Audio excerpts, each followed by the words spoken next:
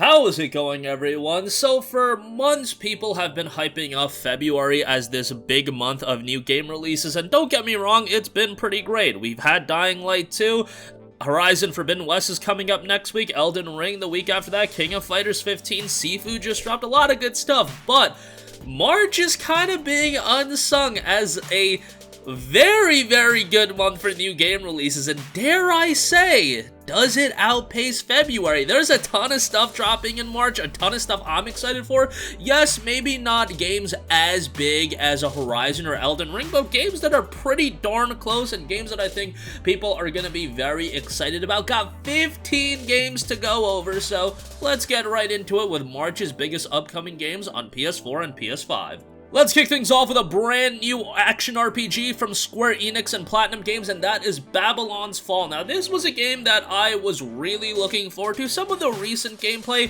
hasn't sold me quite as hard when I initially heard, Platinum Games, Square Enix working on a new action RPG. I'm immediately going to think about the excellent work they did with Nier Automata, and Babylon's Fall is definitely a little bit different than that, but it does look pretty darn good. The game notes experience acclaimed developers Platinum Games' signature combat in Babylon's Fall with up to 3 other players, or take the Tower of Babel alone in this new cooperative action RPG. So it does have an emphasis on cooperative play, so that is something to note. After the Babylonians perished, only the Great Tower of the Ziggurat remained. Now a new empire has come to pillage its ruins and uncover its fabled treasures, join forces with other sentinels, unwilling suspects forcibly implanted with Gideon Coffin, relics that grant the few survivors unrivaled power. Choose your playstyle from multiple varied weapon types, each with their own distinct skills and abilities. Customize your loadout to wield up to 4 weapons at any time. Explore a rich fantasy setting that draws inspiration from medieval oil paintings. Again, the game's got interesting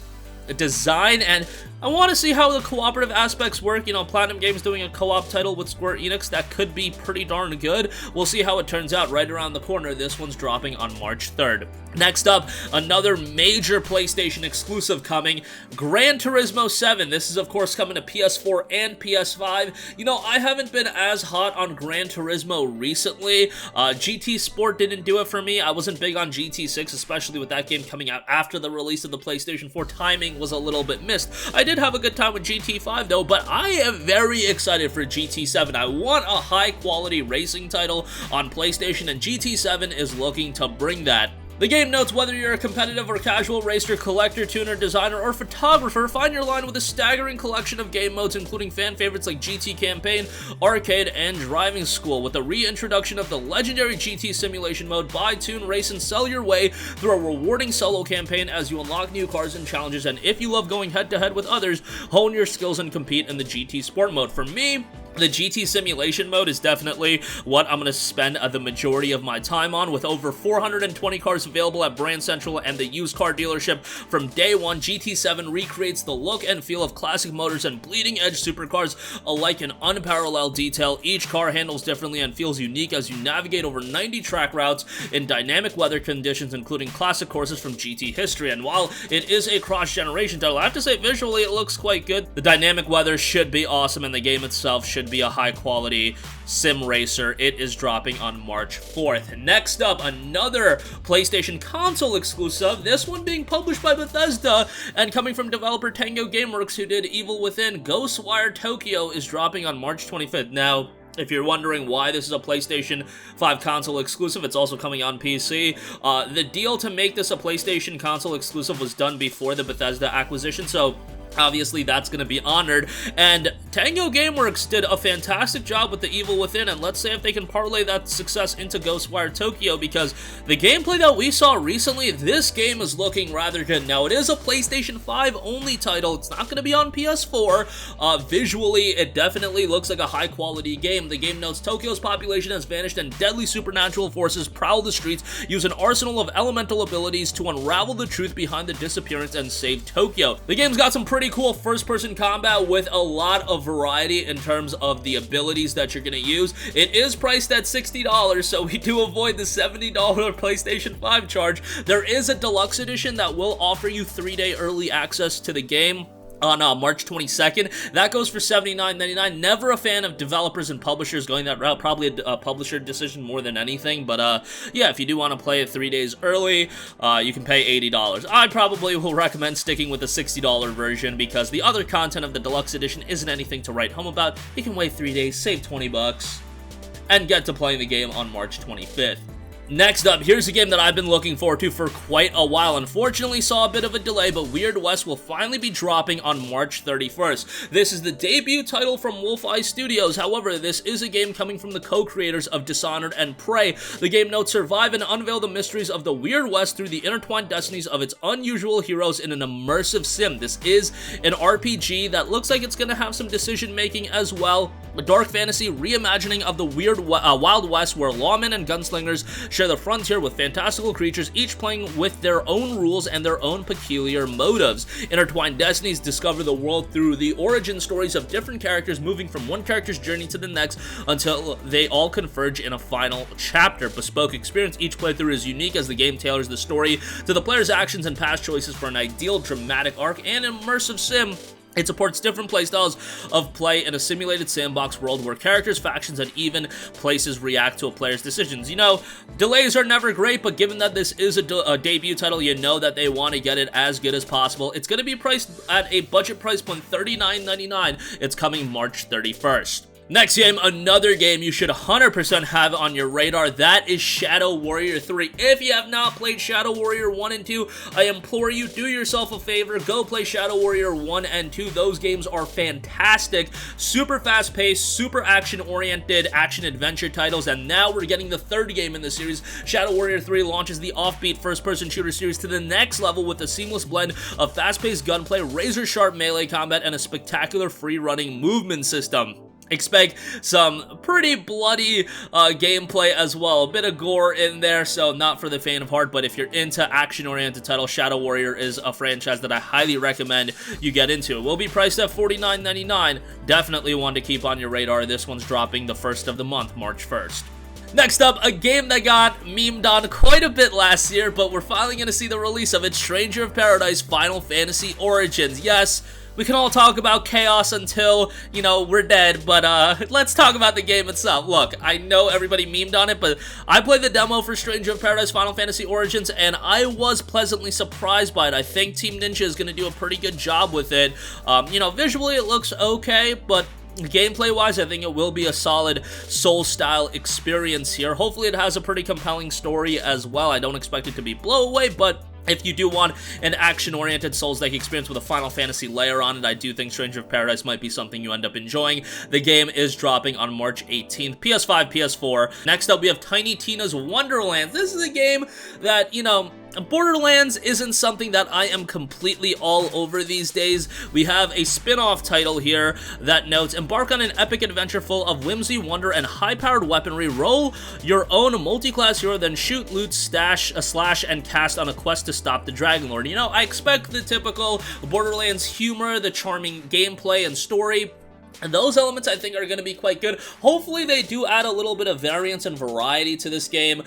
You know, Borderlands 3 was a good game, but I thought we've been there, done that, and yeah, you can make the argument, why fix what isn't broken? That's kind of been the Far Cry motto as well, but I do want to see something a little bit different, and hopefully they do retain what makes it good and have the fundamental elements, but hopefully Tiny Tina's Wonderlands does do a little bit more to get people excited about this one, because I'm not feeling that buzz for this game right now. But we'll ultimately see how the game does turn out. It will be dropping on March 25th, so same day as GhostWire Tokyo, so it might be a little bit of a decision-making process for some of you guys. Next up, we have a sequel that, honestly, I did not expect at all, but we are getting a follow-up to ELEX from Piranha Bytes in ELEX 2. This is a sci-fi RPG, open-world action RPG, a lot of decision-making, a lot of choices to be made, and it notes, in the sequel to the vintage open-world RPG ELEX, Jax must once again unite the free people of the science fantasy world of Magellan against a new threat, the Sky Ants, who want to change the face of the planet forever. Now, visually, I wouldn't say that this game is absolutely blow away, and I wouldn't expect a grandiose, you know, gigantic, big-budget open-world RPG here. However, if you like the sci-fi settings, ELEX 1 was a pretty interesting game. Was it perfect? Absolutely not, but hopefully Piranha Bytes can take what they learn from that game and, you know, have a little bit more success with ELEX to make a more well-rounded action RPG, because I do see promise in this. You know, maybe it's not a game you want to jump out and spend full price on, but see how the reception turns out, see how the reviews turn out, and it might be one of those RPGs that ends up surprising a lot of people.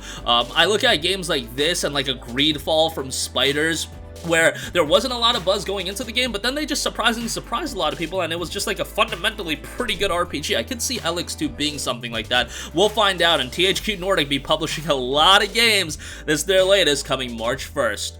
Next up, we have Dawn of the Monsters. If you are a fan of beat-em-ups, I highly recommend this game being on your radar. This is a game with an awesome visual style, very colorful game. A cataclysmic battle between giant monsters has begun in this mega-inspired side-scrolling kaiju beat-em-up. Yeah, we've got 4 unique monstrous playable characters, earth-shattering monster versus monster, 1 or 2 player co-op beat-em-up action, fully destructible cities based on real-world locations, brutal rage abilities, devastating cataclysm attacks, and merciless finishing moves, fierce bosses, and dozens of different enemy types. Customize your monsters with DNA augments. A game that I'm not seeing a ton of buzz for, but if this is priced accordingly, I could see this being a game a lot of people jump on, especially if they're a fan of beat-em-ups. It's going to be released on pretty much every platform, and it is scheduled to drop sometime in March. We don't have an official release date yet, but hopefully that'll be coming sooner rather than later, but we do know it'll be dropping in March. Next up, we have Relayer, a pretty interesting game here, a mecha title, however, not the big budget action-oriented mecha game I want, but still something I'm kind of interested in. Relayer notes humanity is not alone in the universe. In the year 2049, mankind finally meets intelligent life, the Relayers. Around the same time, the discovery of an ancient alien civilization sets the wheels of fate in motion. The Star Children, humans bestowed with unique powers. Then in the year 2051, our story begins one fateful day when 2 young women cross paths in Artemis, a colony located on the surface of the moon. Get ready for an intergalactic adventure where humans and ancient aliens meet and the stellar neighbors come to life. Obviously, this is an over-the-top mecha story that I think people would, you know, that are familiar with JRPGs even, or just mechas in general, they are going to be familiar with something like this. Takes place in the Milky Way galaxy. You've got more than 80 stages in the game as well. Visually looks pretty good, has a cool art style. We'll see how the game ultimately turns out when it does drop on March 24th. Next up, a horror title that's been a long time coming, and that is Ikai. This game saw a couple delays, but it'll finally be dropping on March 29th. And this is more of a psychological horror title. The game notes fear and anxiety prevail after the darkest tales from Japanese folklore come to life in this first-person psychological horror game. Set in a feudal era, Ikai revolves around the priestess of a shrine struggling to defeat the spirits of her past and her present.